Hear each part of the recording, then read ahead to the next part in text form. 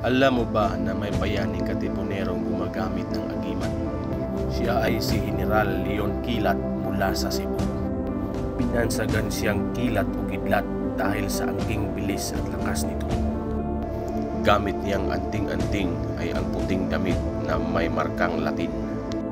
Nakikipaglaban si Leon nang gamit lamang ay itak at pananalig sa bisa ng kaniyang anting-anting. Hindi siya tinatablan ng bala.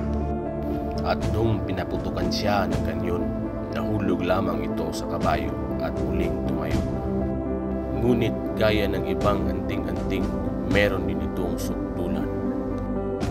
Alam ng mga katipunero ang sukdulan nito sapagkat meron din silang kaparehong anting-anting mula kay Kidlat.